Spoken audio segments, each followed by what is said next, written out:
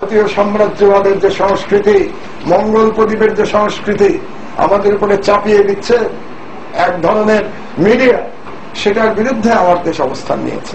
এই সময় তিনি কিছু সাংবাদিক নেতাদের অপেশাদার মনোভাবের কড়া সমালোচনা করেন। আলসামান চৌধুরী সাহেব কত বড় সাংবাদিক, তিনি কোথাকার সাংবাদিক, তিনি কোথায় কাজ করেন, কোন পত্রিকায় আমি তো জানি না। সমকালের সম্পাদক গোলাম সরোয়ার সাহেব তিনি একটা আর্টিকেল লিখেছেন, সেখানে আমার সম্পর্কে বলেছেন আমি নাকি অত্যন্ত ভাগ্যবান। কেন ভাগ্যবান? উনি ইঙ্গিত করেছেন যে আমি অফিসে আছি, আমি লেখালেখি করছি, অ্যারেস্ট হচ্ছি না, এই কারণে ভাগ্যবান। তো আমি আল্লাহর কাছে দোয়া করি যে ভবিষ্যতে সরকার পরিবর্তন হলে গোলাম সরোয়ার সাহেব যেন আমার মতো ভাগ্যবান হন। মাহমুদুর রহমান বলেন, শাহবাগের আন্দোলনকারীরা কোনো আইন মানছে না বলেই মানুষ হত্যার হুমকি দিচ্ছে। তারা ওখান থেকে বলছেন অনেকদিন স্কুলে পতাকা টাঙাতে হবে, জাতীয় সঙ্গীত গাইতে হবে। এই নির্দেশ দেওয়ার ক্ষমতা কি তারা রাখেন?